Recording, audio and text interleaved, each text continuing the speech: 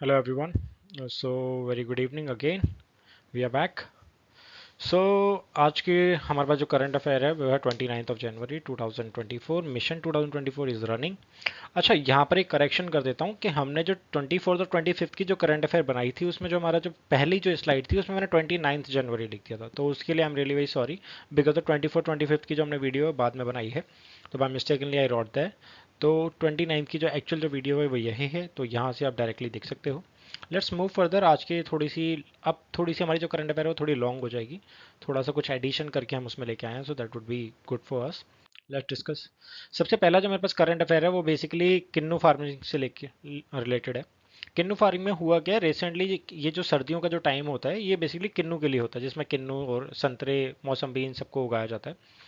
तो इस टाइम पे हुआ क्या, पंजाब ने अपेरेंटली इस सीजन में बहुत सारा नुकसान हो गया, यानी कि वहाँ पर इतनी ज़्यादा हुई नहीं है, लॉस हुआ है बहुत ज़्यादा किन्नू की फार्मिंग का।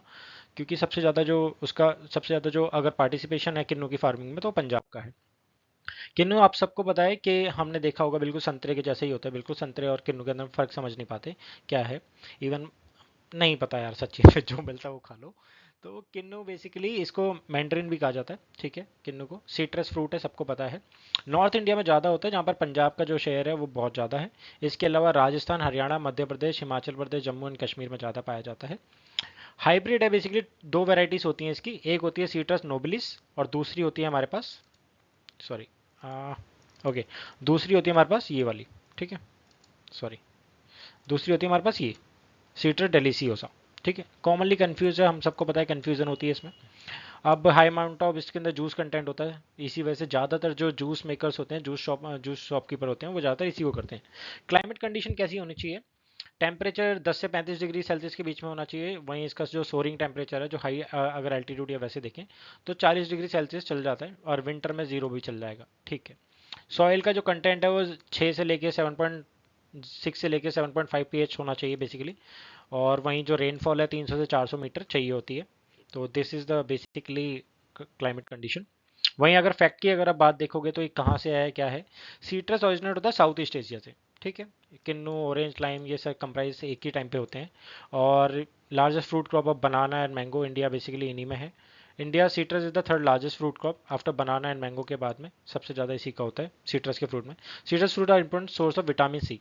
विटामिन सी ऑब्वियसली बात है आपके, ये सॉल्युबल होता है वाटर के अंदर, इजीली मिल जाता है। आपका नींबू आपने देखा ही है, जूस आप कभी जूस कलरफुल मिलाओगे तो नहीं मिलेगा इतनी जल्दी, बट हाँ, जो सिट्रस होता है वो बेसिकली विटामिन सी जो आपको मिलता है वो सॉल्युबल होता है, तो इजीली आपके बॉडी के लिए ज़रूरी हो जाता है। आप किसी ना किसी तरीके से इसे डेली लेते रहिए, दिस इज एक्चुअली ज़रूरी। ओके, आगे देख लो। आगे जो मेरे पास जो आर्टिकल है वो बेसिकली वेस्टर्न इक्वाइन इंसेफ्लिटिस वायरस से रिलेटेड है। ये बेसिकली मच्छरों के थ्रू फैलता है। तो मच्छरों के थ्रू पक्षियों में फैलेगा, या फिर उसके बाद में इस तरीके से मच्छर मुर्गे को भी काट लेगा, तो उसके बाद मुर्गे को खाओगे तब भी आपके अंदर फैल जाता है। दिस इज ऑल एक मच्छर की वजह से। अब हुआ क्या, recently international health regulation national focal point IHRNEFP ने अर्जेंटीना में अलर्ट किया है वर्ल्ड हेल्थ ऑर्गेनाइजेशन को फॉर ह्यूमन केस। वहाँ पर वेस्टर्न इक्विन इंसेफ्लाइटिस का एक केस पाया गया है, तो अर्जेंटीना को इसकी वजह से अलर्ट कर दिया है WHO के इन्फॉर्मेशन के साथ। अब है क्या, ये मॉस्किटो बोर्न इन्फेक्शन है, सबको पता है मच्छर के काटने की वजह से होता है। वेस्टर्न इंसेफ्लाइटिस वायरस क्योंकि इसे वेस्टर्न में पाया गया था तो इस वजह से, विच बिलोंग टू टोगाविरिडे फैमिली। इसका जो साइंटिफिक जो नेम है वो है टोगाविरिडे फैमिली, उसका वायरस है। अब इसके अंदर RNA ये सब कुछ होता है, it's recombined of eastern equine encephalitis, तो वही ईस्टर्न वेस्ट समझ जाओ, कुछ नहीं है। एंड सिंडब्लिस लाइक वायरस है। Passerine birds are through reservoir of equine species, तो फैलना यानी कि वही है कि यानी कि एक तरीके से फैलता बहुत जाता है, तो this is not that much कि आपको इससे ज़्यादा पता हो। सिम्टम्स क्या है कि वही आपका इन्फेक्शन होगा, बुखार आएगा, आपका रेयर डिजीज है, धीरे धीरे धीरे वो सारी दिक्कत परेशानी, उल्टी दस्त, ये न्यूरोलॉजिकल सिम्टम, आपका दिमाग थोड़ा नर्वस सिस्टम काम करना कम हो जाता है, दिस इज। वहीं हमारे पास जो अगला आर्टिकल है वो रिलेटेड है हमारा दलमा वाइल्ड लाइफ सेंचुरी से। तो कैनोपी बेसिकली वॉक फैसिलिटी वहाँ पर एक बनाई जा रही है, एक तरीके से कैनोपी आपने देखा होगा ना, एक वॉक फैसिलिटी 25 फीट की ऊंचाई पे, तो वो बनाई जा रही है।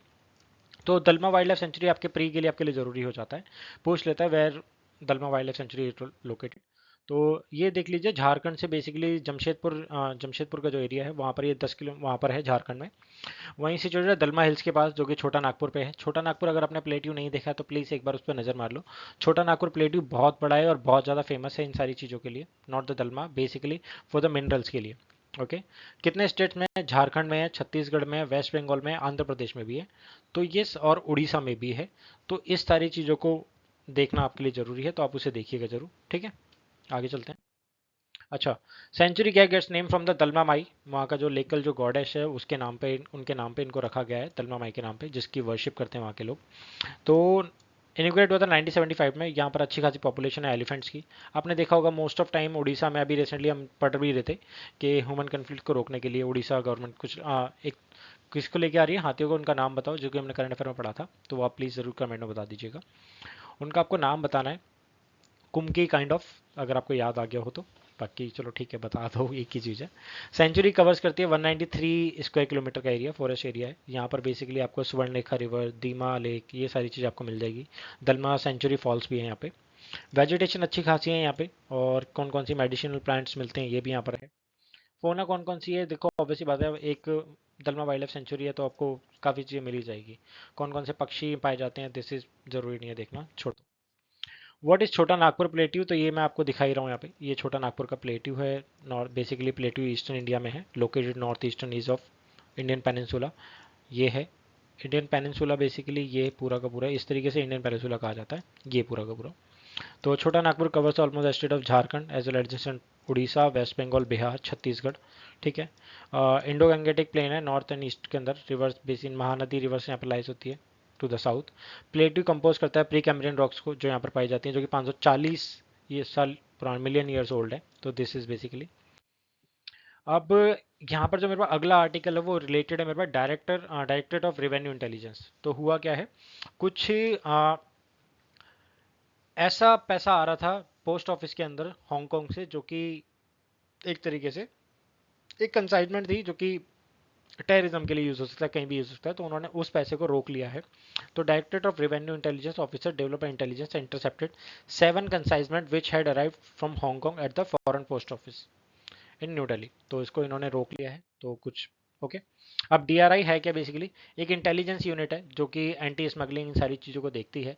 और किसके अंदर आती है, अंडर अंडर आती है सीबीसी के अंदर। पहले सीबीसी को central board of excise and custom कहा जाता था, अब इसको कहा जाता है central board of indirect taxes and custom, जो कि मिनिस्ट्री ऑफ फाइनेंस के अंदर आती है। कब हुआ था इसका एग्जिस्टेंस, ये हुआ था 1957 के अंदर। ठीक है, ध्यान रखें, रेवेन्यू सारी चीज़ें मिनिस्ट्री ऑफ फाइनेंस के अंदर ही आती है। वहीं इसके फंक्शन क्या है, तो वही एंटी स्मगलिंग एक्टिविटीज़ हैं, तो इन सारी चीज़ों को देखती है। तो आप सिर्फ और सिर्फ नज़र मार लो, कुछ ज़्यादा जानने की ज़रूरत है नहीं। वहीं की ये करती क्या है, सीबीआई के साथ में काम करती है, प्लस साथ में इंटरपोल को भी इसकी इन्फॉर्मेशन देती है क्या चल रहा है क्या नहीं चल रहा। तो इन सबको देखते हुए डीआरआई का हेडक्वार्टर दिल्ली के अंदर है, ये मैं आपको बता देता हूँ, अब देख लो।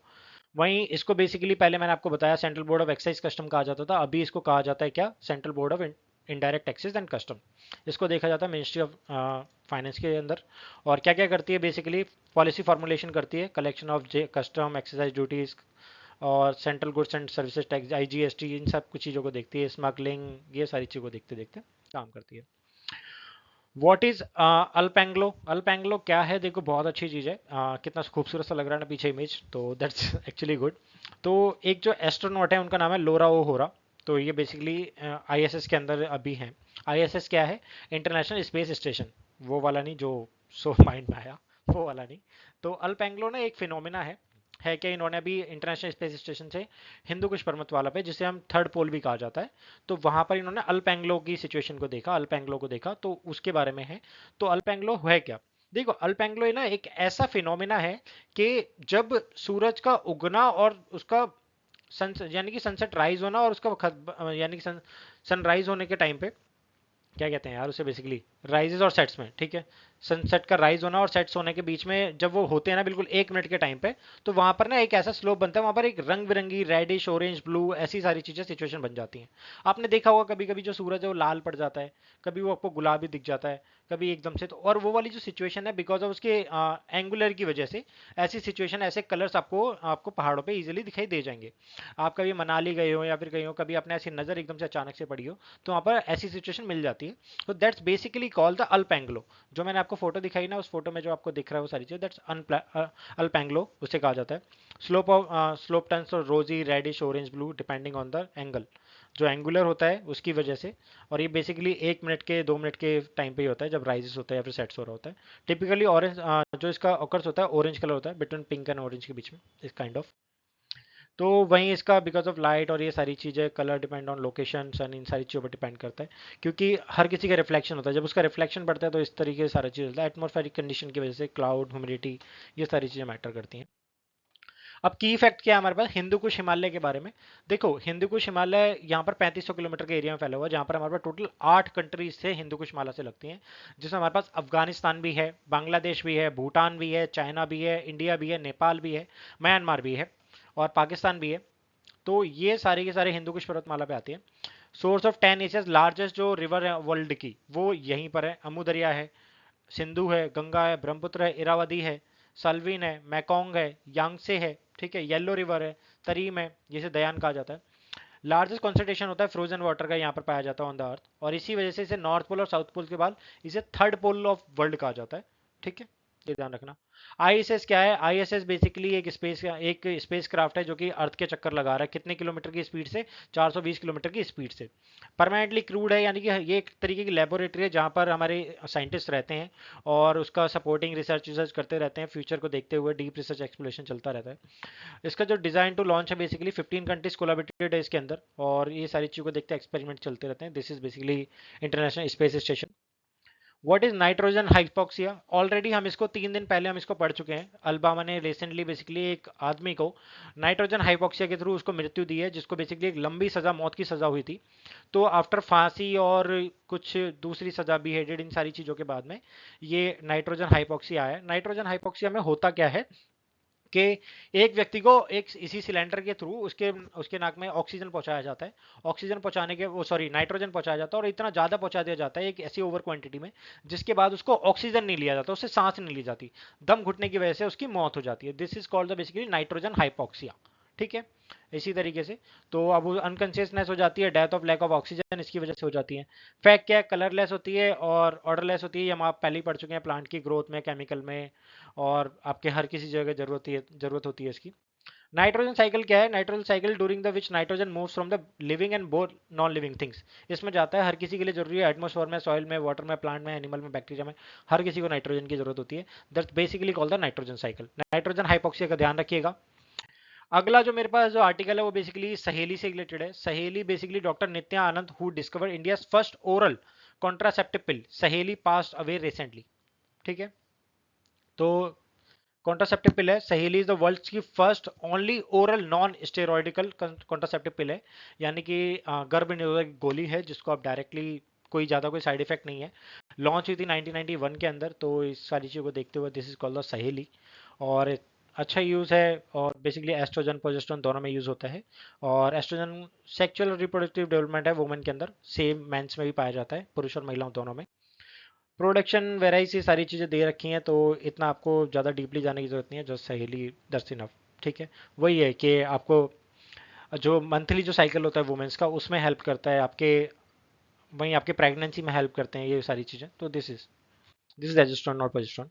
What is endocrine gland? तो वही सारी चीज़ें हैं कि endocrine gland releases hormone into the blood stream. तो ठीक है, the hormone travel from the cells और parts of the body, control mood, growth, इन सारी चीज़ों को आपको करता है। इसी को बेसिकली इंडोस्ट्राइन ग्लैंड कहा जाता है। Endocrine also regulate how much each hormone is release. तो ठीक है, गुड। अगला जो मेरे पास जो आर्टिकल है वो इंडियन ग्रे वॉल्फ से रिलेटेड है। इंडियन ग्रे वॉल्फ क्या है? इटावा के अंदर जो चंबल सेंचुरी है उसके अंदर इसे देखा गया है, तो इसकी वजह से न्यूज़ में है। ठीक है, तो अबाउट इंडियन ग्रे वॉल्फ क्या है, कैनिस लूपस पेप्लाइस है, और वार्म कंडीशन में रहते हैं, ये सारी चीज़ें दे रखा है। सो दिस इज, इतना कुछ ज़्यादा आपको पता नहीं पूछता, सिर्फ इसका कंजर्वेशन स्टेटस देख लो, इतना ज़्यादा ज़रूरी है। लीज कंसर्न के अंदर आती है, इतना ज़्यादा कोई ठीक है, बहुत पॉपुलेशन है भी इनकी। वहीं वाइल्ड लाइफ प्रोटेक्शन एक्ट 1972 के अंदर शेड्यूल 1 के अंदर है।